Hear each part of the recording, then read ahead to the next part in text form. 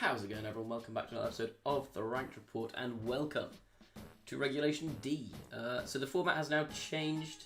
We've moved away from Regulation C, and this is by far the biggest format change that we've had in the Scarlet and Violet era.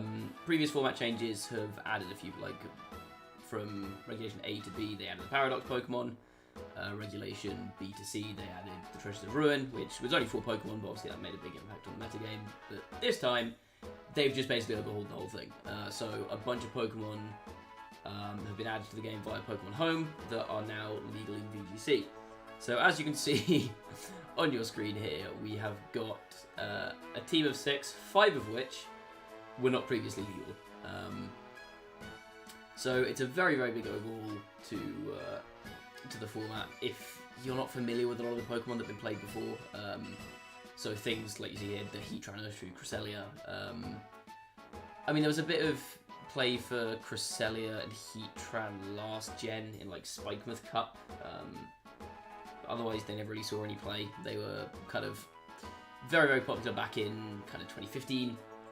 So if you've not got experience playing that far back, then this could be kind of tricky. So I wish you the best of luck. But yeah, basically there's been a bunch of overhauled stuff, a bunch of new Pokemon added in, and a bunch of old Pokemon re-added in. And it's the Wild West at the moment. Very early format. People are still figuring out what's good, what isn't good. But yeah, we've found a team with Wyrdeer. Now this team was, if you were watching the North American International Championships of this last weekend, this team was used in a Casters exhibition match. I think it was the first Regulation D match that was shown on any official stream. And this is the team that won that match, piloted by Joe Brown, one of the casters. And the interesting thing here, this is all relatively standard stuff. If you've been playing Regulation D or if you've played previous formats with Pokemon Leagues, you'll see that this is relatively standard. This is like standard semi-trick room balance stuff.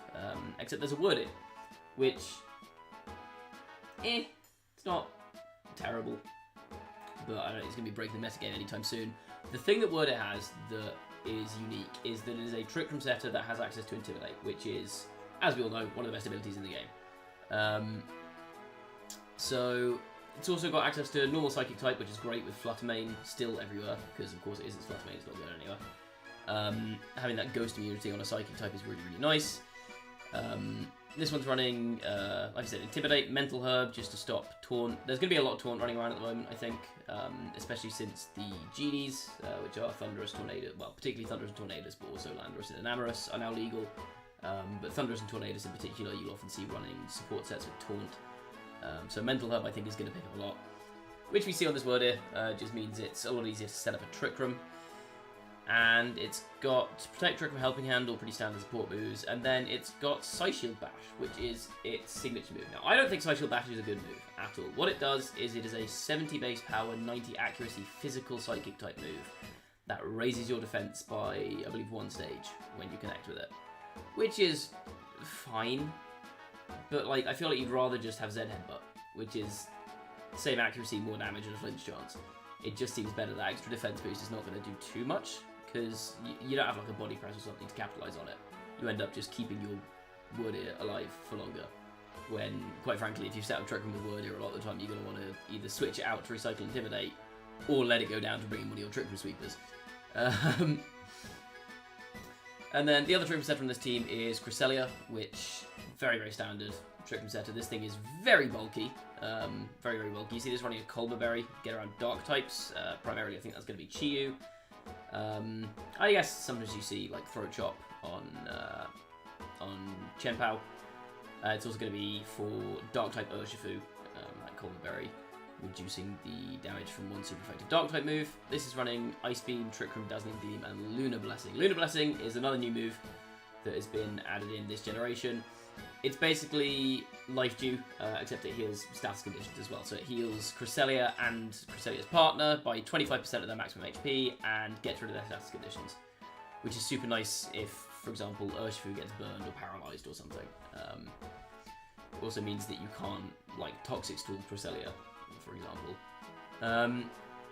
Ice Beam, Dazzling Gleam is pretty standard. Like, this thing in the past would often run like Ice Beam, Moonblast as its attacking moves, or even just Ice Beam. You don't often run Stab on Cresselia just because it's not doing that much damage. Ice Beam's good for, in previous formats, hitting things like Landorus was always the big one, but I mean, even in this format, you can hit Ursaluna for super effective damage. You can hit the Genies, all the Genies you hit for super effective damage. So it's still a nice move to have. Ice is always good coverage. But that, yeah, pretty standard Cresselia set. Those are your two Trick Room setters. Your Trick Room setup assist is going to be a Moongus with the redirection. This is bog standard Moongus set. I'm not going to go over this one. That's just the same as you'd run in Reg C. And then we have Heatran, which is actually really enjoying Terastallization. Heatran's seen a big uptick. I say uptick, it wasn't in the game before, but it's seen a fair bit of popularity in this format thanks to largely Terastallization, because Terragrass Heatran is really difficult to get rid of. Because it has Flash Fire, it's immune to Fire-type moves, which means Grass's most common offensive weakness is now nullified. And Terragrass means that Heatran can come in and deal with the water types, for example, ground types that would normally give it a lot of trouble, things like Urshifu. It's the obvious example that's on your screen here. Which it normally would be able to deal with, now Terastallizing into a grass type. Like I said, you've got that fire immunity, which gets rid of grass's biggest weakness. Now it's only flying and bug and ice that hit grass types, which aren't that common as offensive types. This one's running double stab in Flash Cannon at Heat Wave. You'll always see Earth Power and Heatran as well. I think Earth Power is probably more common than Flash Cannon, or at least historically has been. And then Terra Blast on this Assault Vest set. We've also got an Urshifu here. If you played last gen, you'll have seen Urshifu. This one's terrifying. It has a signature ability in Unseen Fist, which means that all of its contact moves ignore Protect, which is broken because Surging Strikes, Aquajet, and Close Combat are all contact moves. So basically, you just can't protect in front of Urshifu, which is insane. It's an insanely powerful ability. Surging Strikes, 25 base power move, hits 3 times, always crits. Aquajet, Close Combat, you know what they do. But Mystic Water is, I think, the most common item on Urshifu at the moment, just boosting the power of its water type moves. You'll often see like a Focus Sash. I've seen Choice Scarf on Water Urshifu as well. But in a Trick Room team, I imagine this is going to be built with less speed, more bulk, so you can Mystic Water on that one. And then lastly, Ursaluna, which, if you've been keeping up with a lot of the talk around Regulation D, Ursaluna is one of the big Pokemon that came up repeatedly. This thing is terrifying.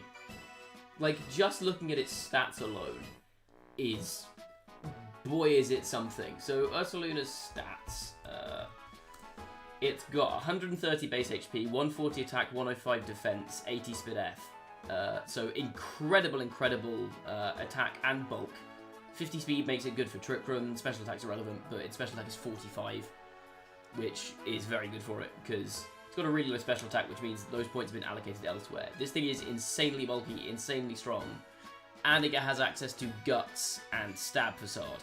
So certainly, at least early metagame, pretty much all we've been seeing on Ursaluna is Flame Orb, you burn yourself, and then you click a 140 base power stab move, which is boosted by Guts, and coming off of 140 base attack stat.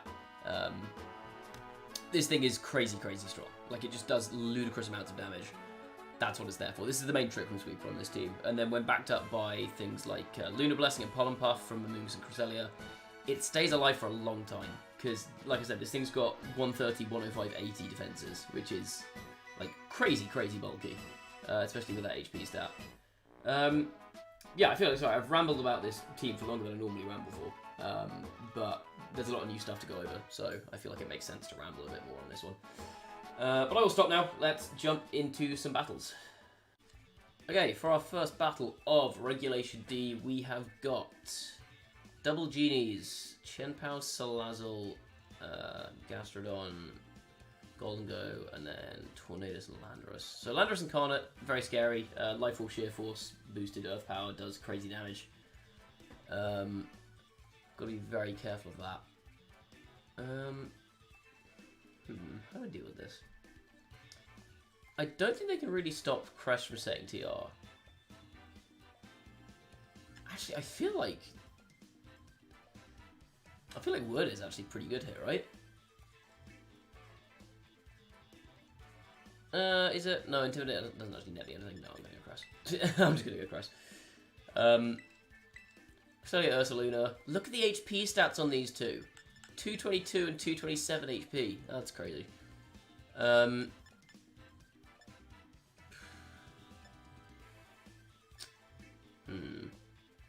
then I think I think Heatran looks really good here, actually.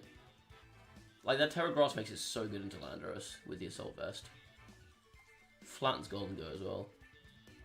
And then I think Amoonguss? I don't really like Urshifu into the Gastrodon, so I'm going to go Amoonguss here, yeah. Let's do this. Okay. So, my plan A is just set up Trick Room. There's a real chance I get, like, taunted or something. But if that's the case, then so be it. I'll just have to cope. But this team is bulky enough to operate outside of Trick Room as well, so it's not the end of the world. Tornadoes and something. Salazzle, Chenpao. Okay, so they've got Fake Out Pressure, which is not amazing. So they probably want to Fake Out my Cress here, right? I mean, I'll click Trick Room. I don't think anything will happen. I could just go Terra Normal here to get around like an Ice Spinner and then Earthquake. I think I just live an Ice Spinner, to be honest. I'm pretty sure I just tanked an Ice Spinner. Ursaluna is crazy powerful. I could have also clicked Protect here, but I feel like they're going to try and focus down my Cresselia. So I don't want to let them get away with punishing me for being too passive. Yeah, Fake Out to Cress. That makes sense. Probably Throat Chop. Yeah, Crunch into Cress as well. As predicted. So we're hitting this 4x super effective Earthquake into Salazzle. And it'll break a potential Sash on Chenpao. Well, I feel like the Sash is probably on Salazzle there, right? Nope. Okay. So bear in mind that's the unboosted Earthquake. That didn't have the Guts boost, and it did 60% on a spread move to a Chenpao. Which is, like, that's insane damage. Because Chenpao's, like... Chenpao's not that frail. Like, its special defense isn't great, but its physical defense, I think it's like 100-100 or something, isn't it? Chenpao? Oh, sorry, 80-80. But, like, yeah, it's not the squishiest thing in the world. By any means. Yeah, that's bonkers damage. Okay, let's have a look. How fast is my Ursaluna? I feel like I'm probably min speed, right? That's gonna be faster than most Gastro, I think. Maybe I don't set. I've got a couple options here, which are I go Terra Fairy on my Cress, which I think I like, and just Gleam, because that'll take out that guy. And then I go Protect here.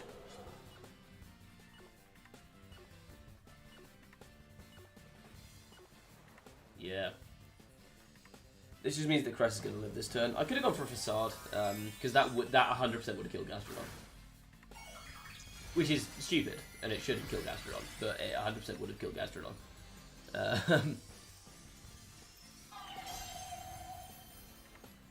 Yep, a Fairy Terror.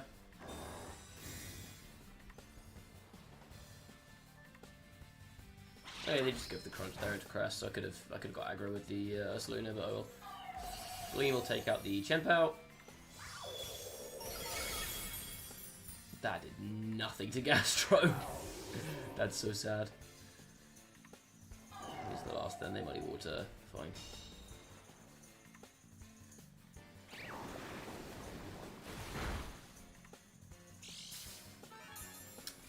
In hindsight, I maybe should have actually saved my Terastallization for my Heatran, because if this is Landorus in the back, this could get a little bit tricky.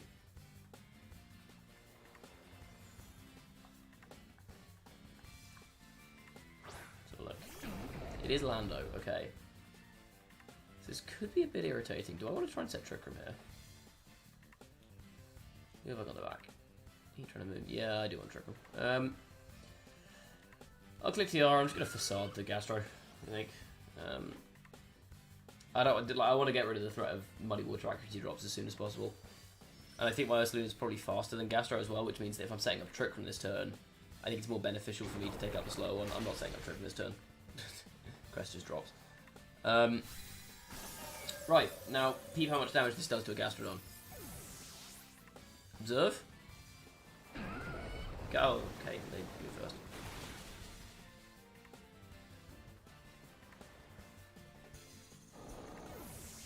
That is atrociously unlucky. That Gastro was dead. And I know it sounds like a meme to say that Gastrodon was dead when it's at, like, all of its health. But that Gastro was dead, and now I lose. That crit just lost me the game. That's really annoying. That's super annoying. I can't even protect my Heatran's the thing. Because I'm just gonna have to Rage Powder with Amoonguss. The problem is I'm getting muddy watered by Gastro here. I don't think Amoonguss can tank 2 turns worth of Lando hits. If I'd saved my Terra here, I could have been fine, but that crit's so annoying. There's no way a Gastro Muddy Water takes out Ursaluna. Like, Gastro is not that strong. So look, Gastrodon, Muddy Water, single target. Oh yeah, no, like, even if it's modest and like a bunch of special attack, let's go 1.6 randomly. Yeah, I was doing a maximum of like 75%. Yeah, Psychic will do a bajillion damage to me here. Jesus, that's a lot. Okay.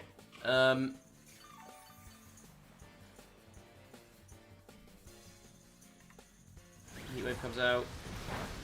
Okay, that's half to Lando. Does this kill? It does. Okay, I lose. Oh, that crit just killed me.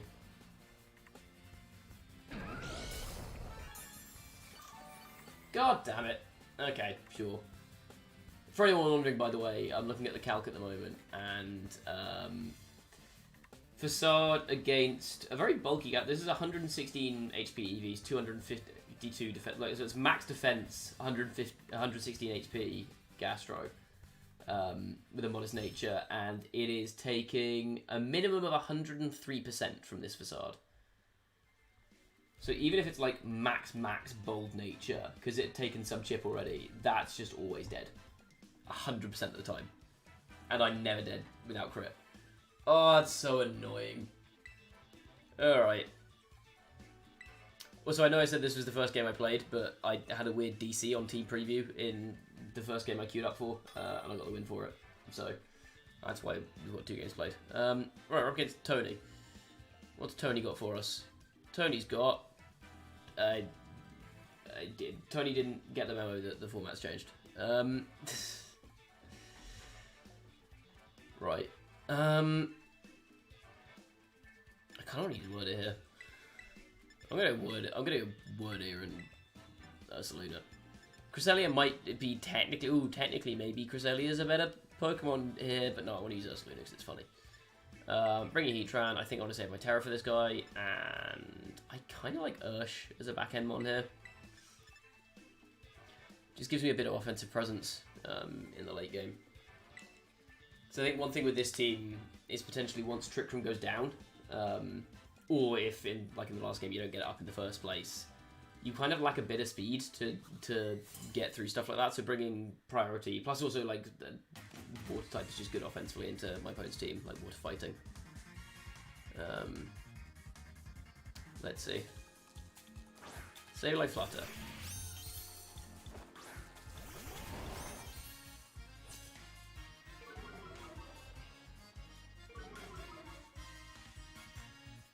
So I'm Mental Herb on Wyrdeer here, so he's not really under any threat.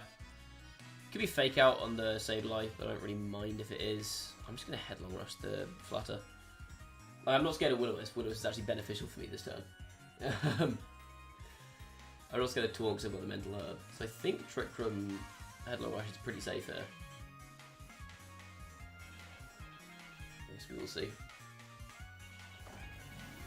Hey, Terrasilize. It's going to be Terra Fairy.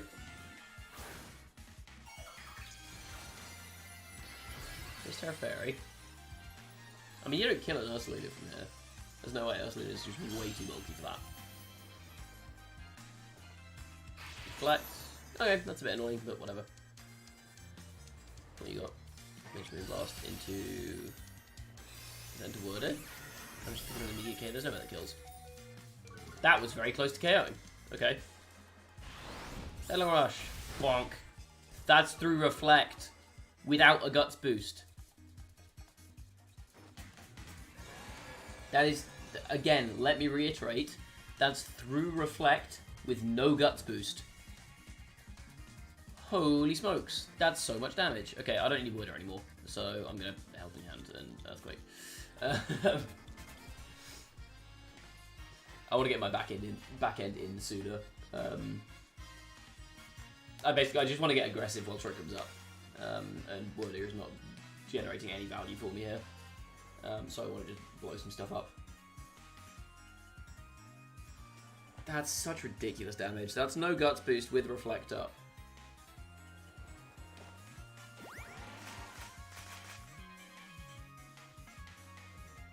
Okay. Oh no.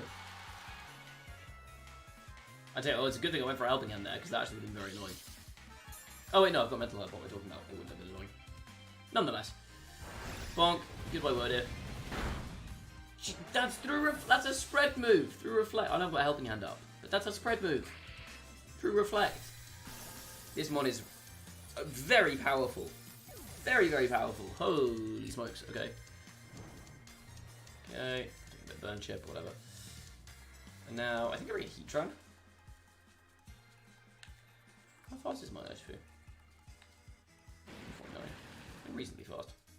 Oh, it's max speed advent. Okay, interesting. Normally see a bit more bulk on Misty Water sets. Alright, I'll bring in Heatran. I think I want to save Urshifu for late game. Okay, Heatran's in. Tinglu. Okay, not a big fan of Heatran in this situation. But it's fine, we have Terra, so we can get around this. I'm just going to Terra, and I'm going to be honest with you, I really think that Ursaluna Facade is going to do a lot more to Tinglu than an attack from Heatran is. I might as well get rid of the Sableye while I'm at it. But, like, Jesus. I truly, truly believe that Ursaluna is doing more damage than Heatran Terra Blast in this situation.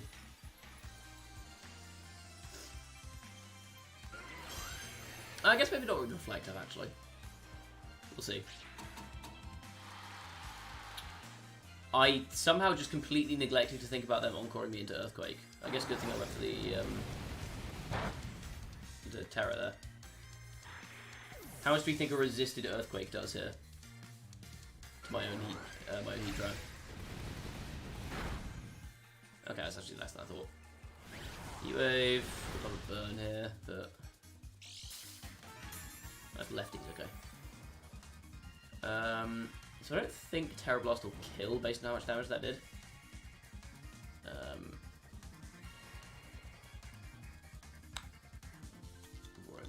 Okay. I mean, obviously staying in and clicking Earthquake here isn't ideal, but I actually don't think I mind it that much. Like, I'd rather not hit my own Heatran, but at the same time, I think I'd rather just put on this offensive pressure whilst I've still got Trick Room up. I don't think I might just go for an Earthquake here.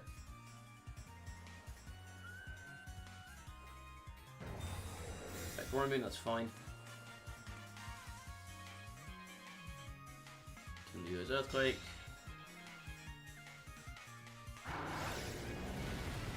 That's fine. Personally barely hangs on, goes EQ. I mean, Heatran's not really doing anything for him anyway here. So I think just using it to tank an Earthquake and get rid of the Tinglu is absolutely fine in this situation. Terra Blast, we'll kill the Tinglu. Okay.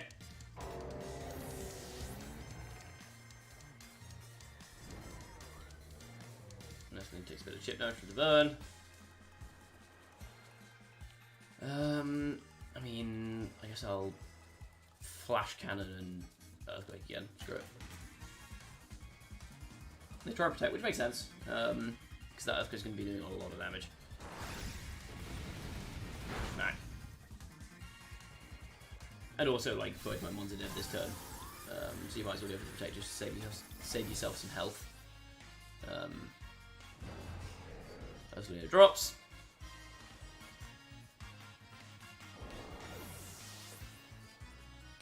And in comes... There's no TR, but that's fine. They've used their Terra, so they can't get rid of their Dark typing. Wait, did they use their Terra? Or am I going mad?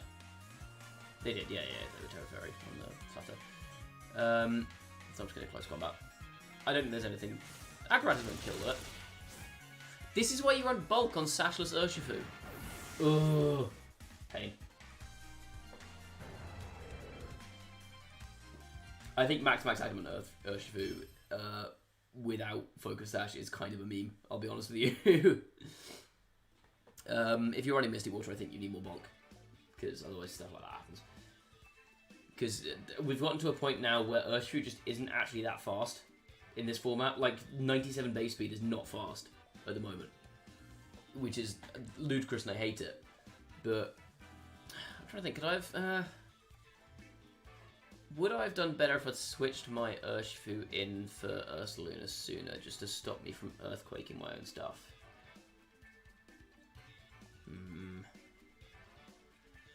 Maybe. I don't know. That's...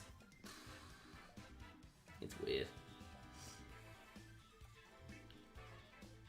Yeah, I don't know. I think that Urshifu set is odd. I think it's like on a Trick Room team like this, I think you can definitely afford to go for more bulk and less speed. I don't really understand that set, I'll be honest with you, but oh well.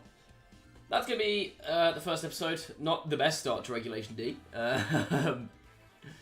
But I think that gave you a good idea of just how much damage Ursaluna does. Like, this thing is crazy, crazy strong. But unfortunately we ran into a Reflect team, which did not help. But yeah, that's going to be it for this episode. As always, if you enjoyed, please do leave a like on the video, sub to the channel if you have not done so already.